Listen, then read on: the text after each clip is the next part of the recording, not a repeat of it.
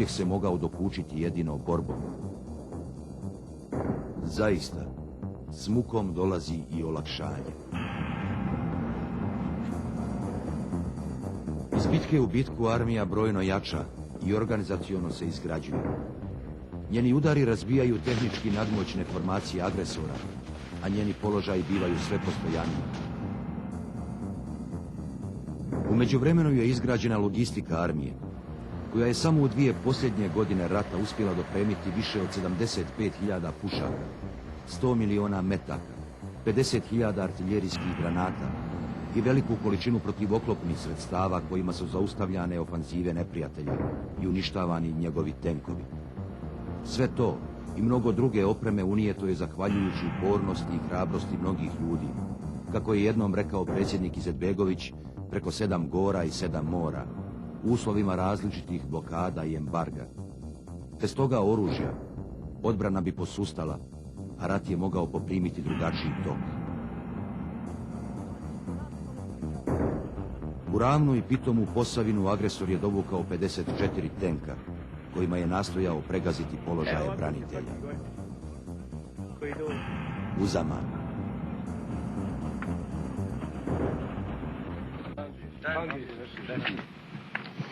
Ne znam, da li neko to piše tamo? Piše. Pozdrav. Zadnji napad, pozdrav Roče i Barta. Puštali smo ga na 30 metara. 30 metara? Ovo je preopasno na 30 metara pušte. Nije njemu preopasno. Pa jeste preopasno kad ga vidiš, ali već mi smo uvježbali na to. Znamo sada o njemu puno. RPG-7 ga može uništiti, ja? Je, četvorku sam ja pogodio na 100 metara.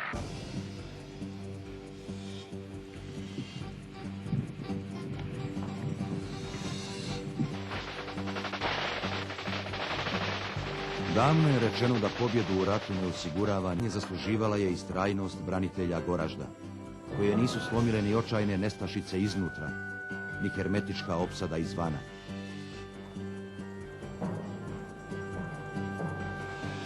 U maju 1994. drugi korpus izvodi kontraofanzivu pod lirskim nazivom Proljeće. Cilj je bio Vijenac, strategijsko uporište sa koga je agresor artiljerijskom vatrom ubijao i sakatio civile u širem okruženju Tuzle, Lukavca, Banovića i Živinica. Akcija je počela 11. maja, nakon što su četnici nasjeli duhovitom ratnom lukavstvu, da se tobože sprema ofanziva na Bozuć.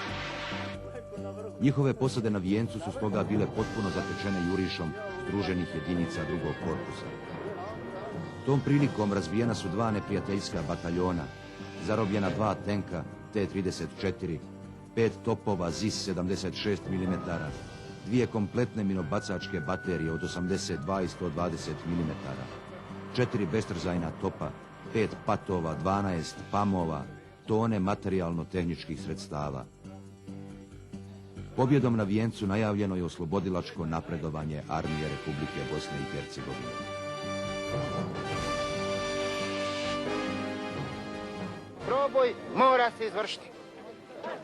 Nema, ne mogu, nema, ne ide, nema. Proboj se mora izvršiti. To da vam je jasno.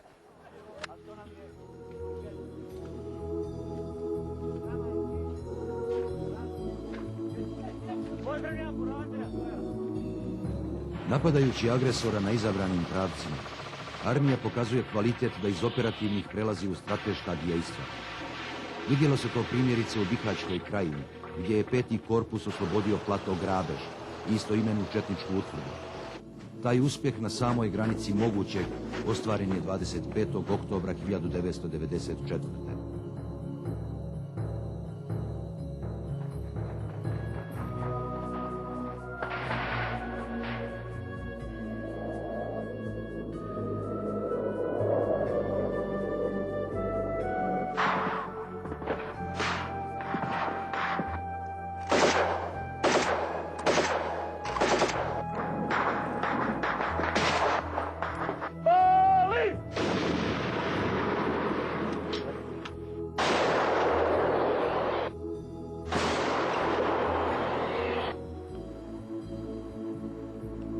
Treskavica, planina koja očarava ljepotom, a istovremeno zastrašuje nepredvidljivom ćudi.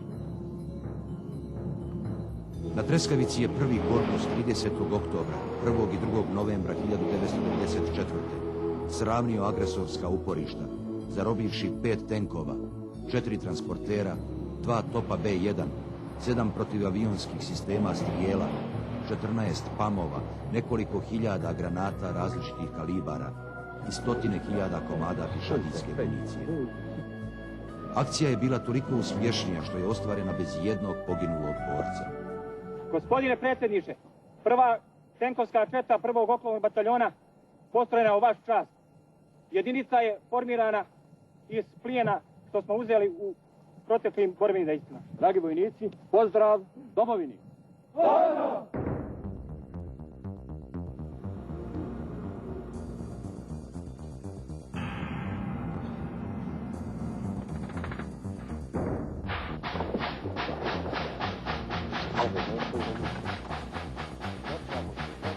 Oslobodilački uspjesi na Crnoriječkoj visoravni potvrdili su mogućnost armije da i tamo gdje u početku nema nikakve pozitivne prednosti, konstantnim pritiskom lomi agresora i prevede u pobjedu dugotrajno rovovsko odmjeravanje.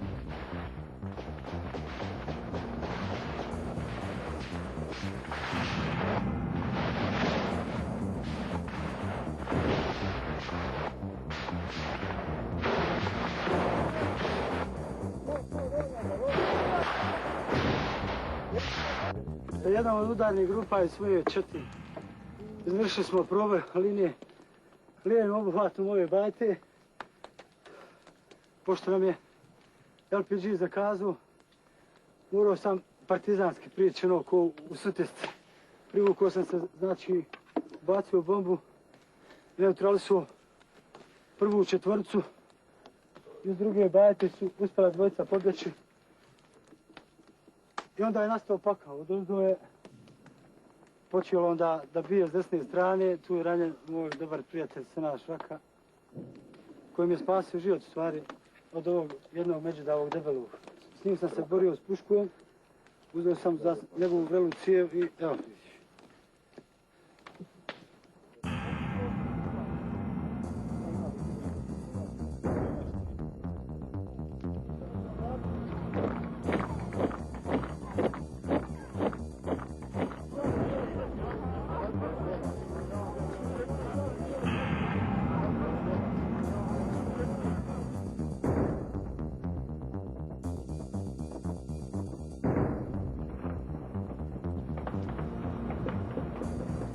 Komanda i borci 4.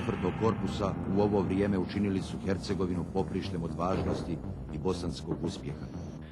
Nismo znali šta su zolje, ose. Jednostavno kroz rat. On nas je dosta naučio svemu. Pa smo tako da smo pružili vrlo jak otpor agresoru, koji je bio i nadmoćan i dobro naoružan, ali mislim da nisu imali ono što smo mi imali, srce. Evo, javljam ti skupe se, daj mi 212. Ozbiljno ti kažem.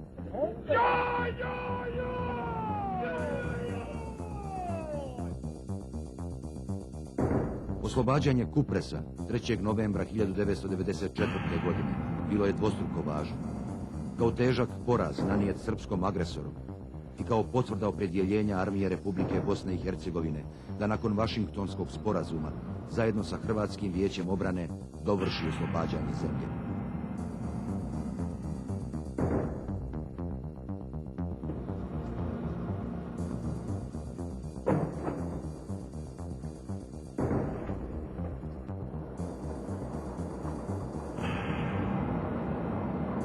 Srpski agresor je namjeravao trajno zasjesti na bošnjačkoj baštini u Donjem Vakovu.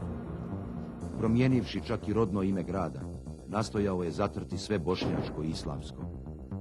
Taj opaki naum uzaludnim su učinili borci 7. korpusa. Što se tiče crkvi može da ostane, nama ne smeta, ali džami ćemo ko bude napraviti drugu. Od početka sam govorio da vojska Bosne i Hercegovine mora biti vojska svih naroda i narodnosti. I da u toj armiji Bosne i Hercegovine budu svi ljudi. svi ljude koje misle dobro ovoj Bosni i Hercegovini.